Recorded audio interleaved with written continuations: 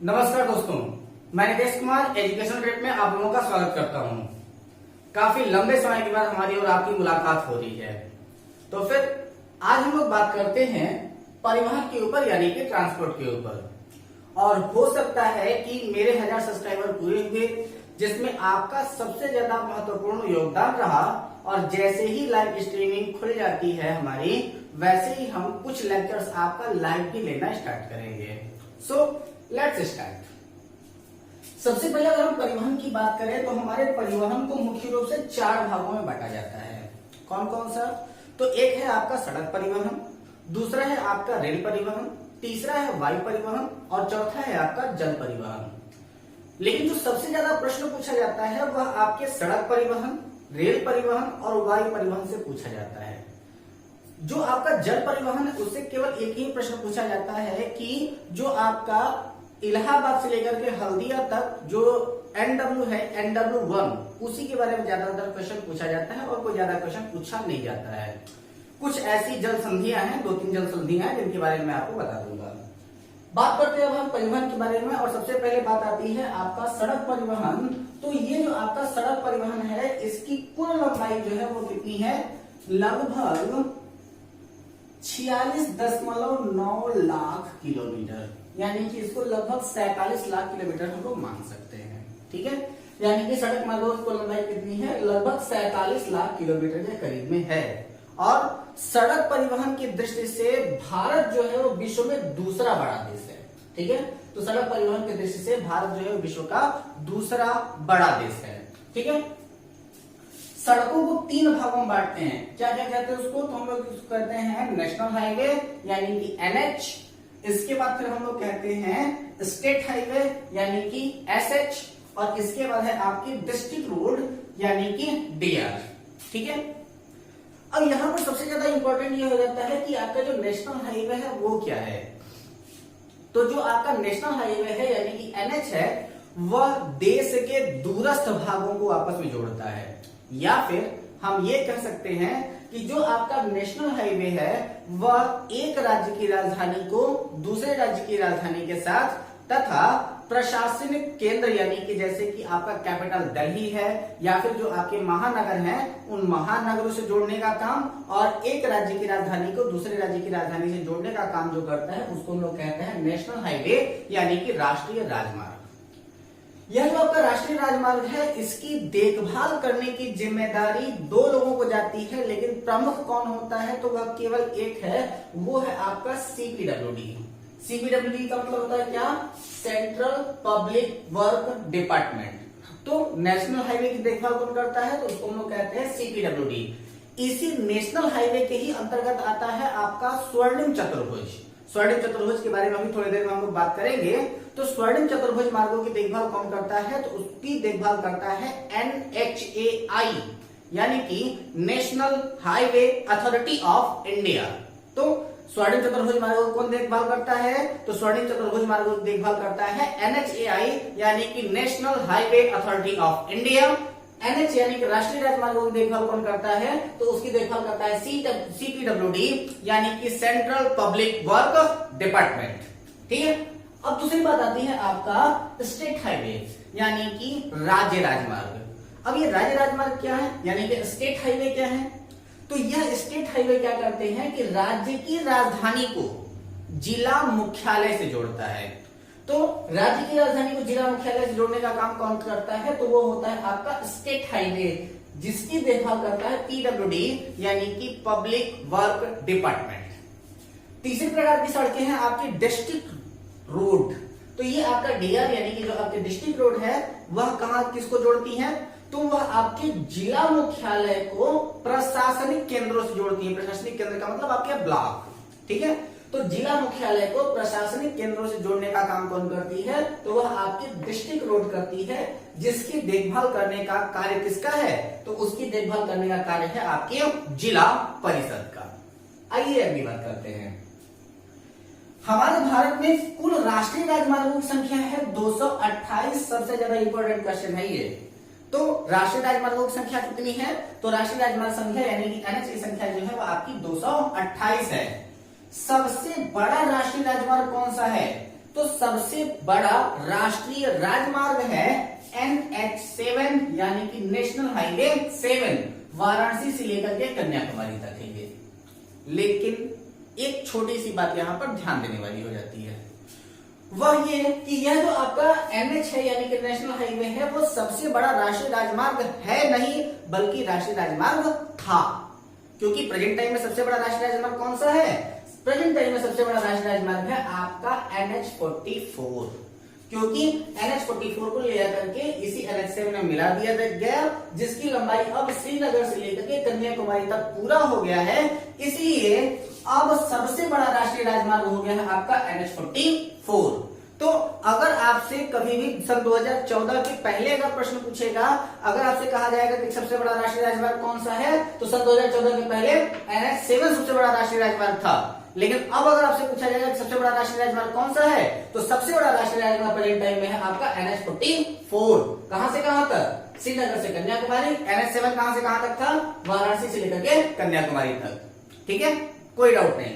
चलिए अगला, सड़क परिवहन द्वारा यात्री का 85% यानी कि 85% ऐसे लोग हैं जो कि आपके सड़क परिवहन का इस्तेमाल करते हैं। तो सड़क परिवहन का 85% और सड़क परिवहन द्वारा यात्री का 85% तथा माल का 67% परिवहन होता है।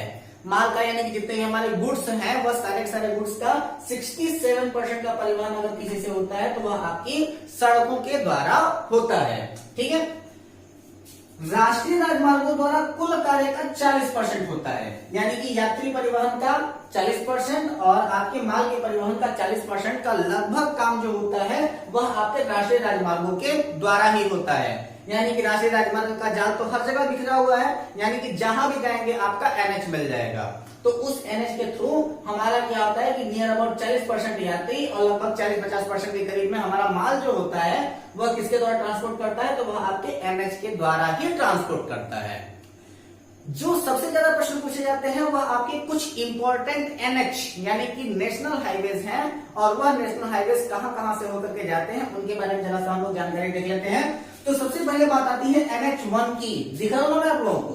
चलिए देखिए, NH1 कहां से कहां तक है? तो वह NH1 दिल्ली से होते हुए अंबाला से फिर अमृतसर से होकर के वह पाकिस्तान बॉर्डर तक जाता है।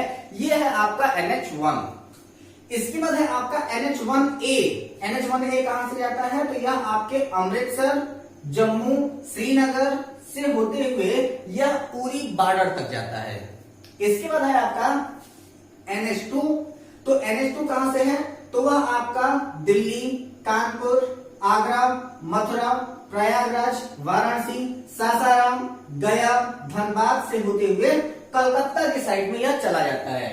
यानी कि NH2 कहां से है? दिल्ली से लेकर के कलकत्ता तक। उसके बीच में प्रमुख नगर कौन कौन से पड़ते हैं? तो NH2 के बीच में प्रमुख नगर हैं आपके दिल्ली, कानपुर, आगरा, मथुरा, प्रयागराज, वाराणसी, सासाराम, गया, धनबाद और कलकत्ता। ठीक है, कोलकाता होना चाहिए था, मैंने कलकत्ता जानबूझ करके लिखा हुआ है ताकि वो क्लियर हो सके। ठीक है, तो कलकत्ता या फिर कोलकाता।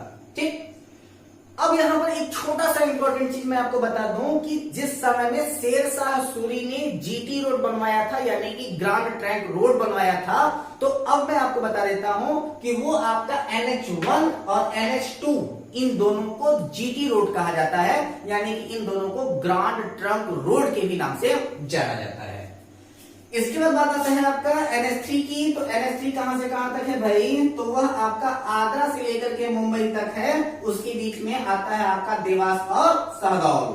ठीक है, तो NH3 कहां से? आगरा, देवास और सहगौल। NH4 कहां से है? तो NH4 जो है वो आपका थाने से लेकर के चेन्नई तक जाता है। बीच में इंपॉर्टेंट शहर है आपका बैंगलोर, तो यानी कि थाने, बैंगलोर, चेन्नई। इसके बाद बात आती है आपकी NH5 की। तो NH5 कहां से कहां तक जाता है? तो वह चेन्नई से होते हुए बाहरगौड़ा तक जाता है। बाहरगौड़ा कहां पर है? आपके वेस्ट बंगाल में है। ठीक है, तो चेन्नई टू बाहरगौड़ा। इसके बाद है आपका NH6 कहां से कहां तक? तो आपके कलकत्ता से लेकर के हाजिरा, और हाजिरा कहां है? आपके महाराष्ट्र में है। ठीक है, चलिए इसके बाद आपका NH7 के बारे में मैंने आपको पहले से ही बताया कि वह कहां से कहां तक है। तो वह आपके वाराणसी से लेकर के कन्याकुमारी तक है। और ये है आपका NH8।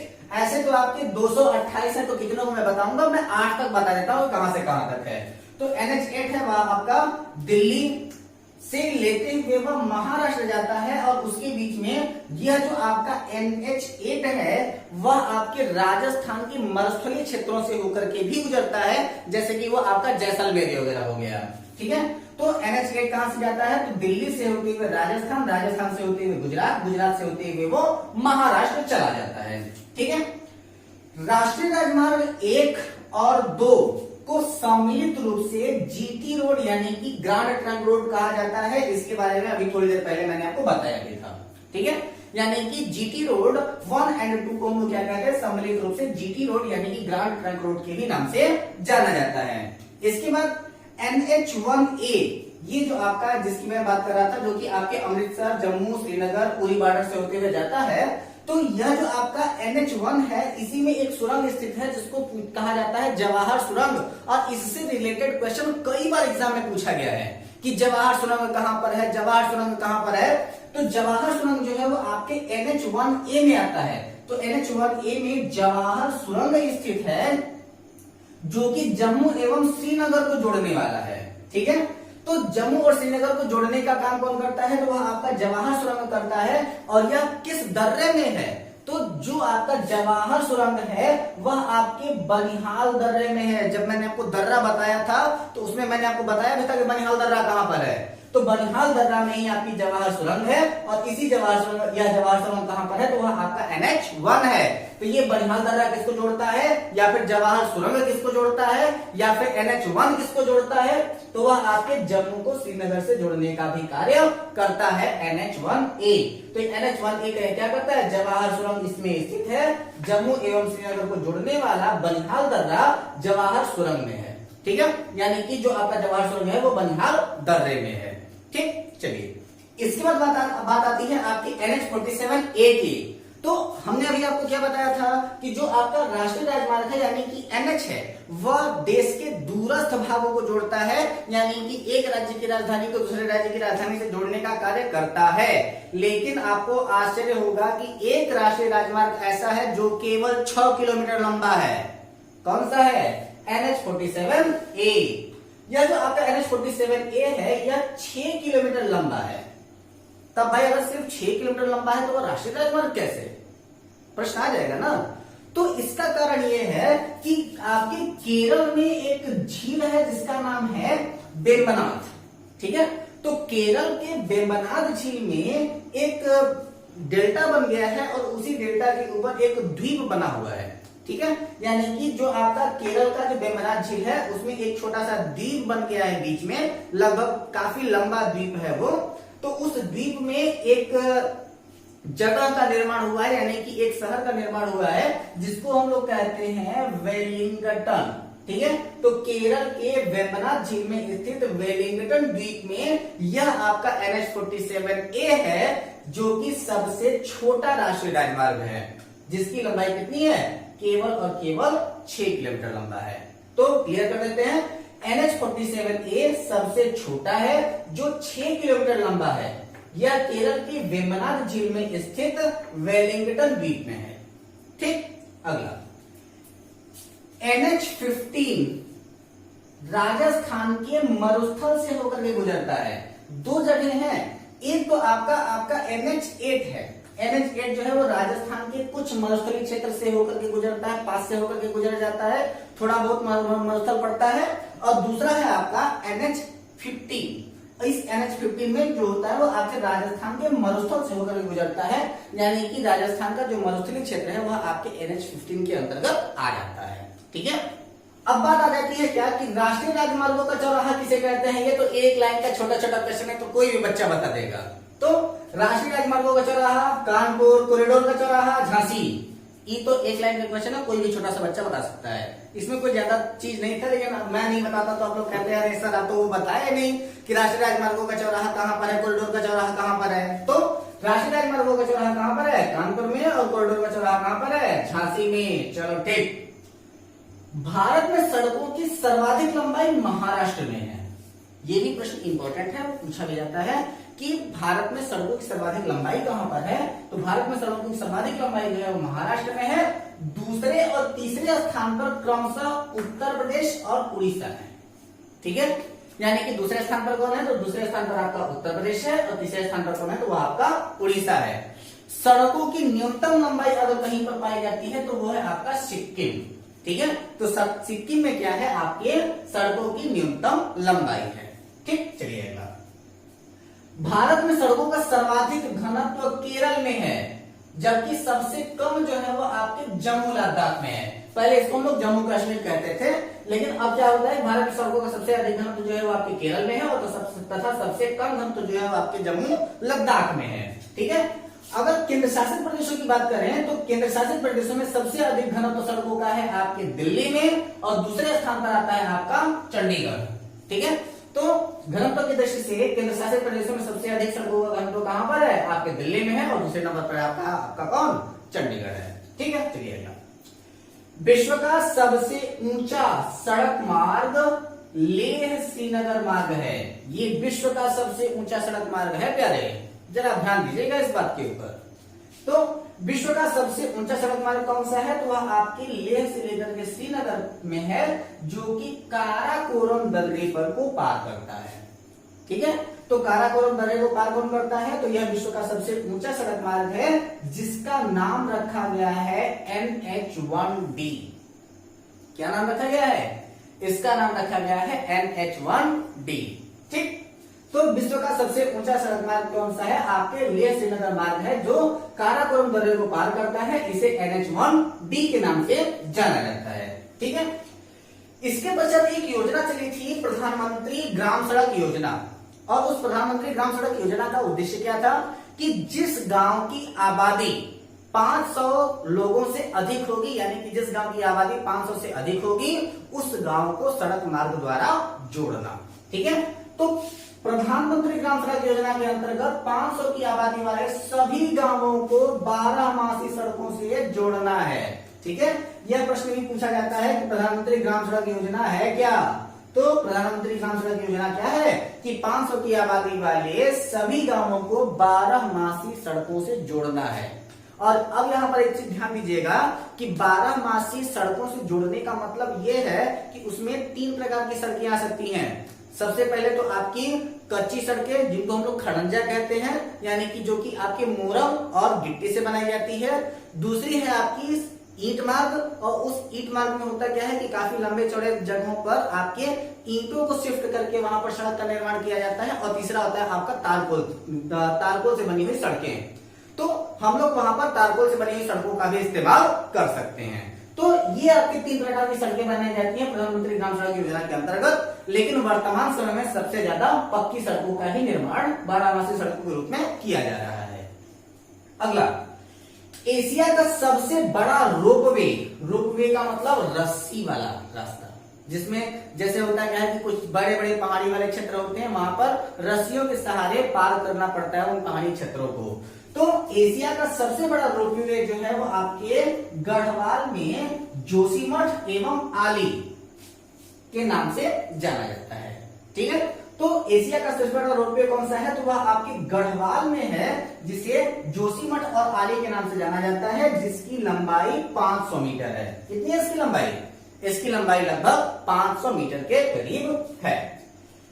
राष्ट्रीय राजमार्गों की सर्वाधिक लंबाई उत्तर प्रदेश, राजस्थान और मध्य प्रदेश में है। यह क्रम से है, सबसे अधिक राष्ट्रीय राजमार्गों की लंबाई कहां पर है, तो उत्तर प्रदेश में है, फिर दूसरे नंबर पर राजस्थान में और तीसरे नंबर पर आपके मध्य प्रदेश में है।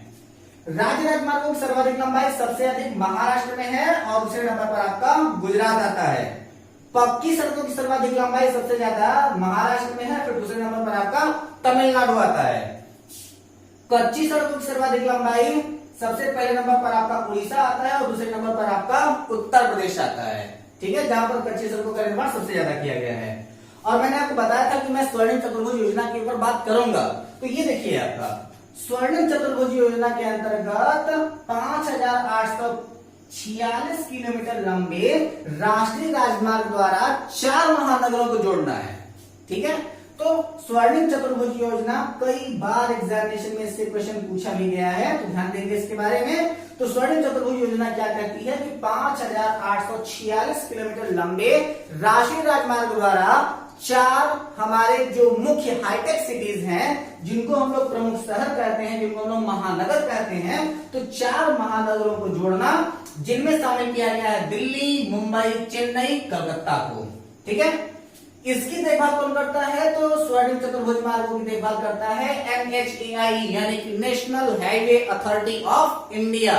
National highway authority of India करता है। ठीक है, अब यहाँ पर जो आपका स्वर्णिम चतुर्भुज मार्ग है, तो यह आपका पूर्व से पश्चिम है, उत्तर से लेकर के दक्षिण है। तो पूर्व पश्चिम गलियारा कहां से कहां तक है? तो वह आपके सिलचर से लेकर के आपके ये पोरबंदर तक है।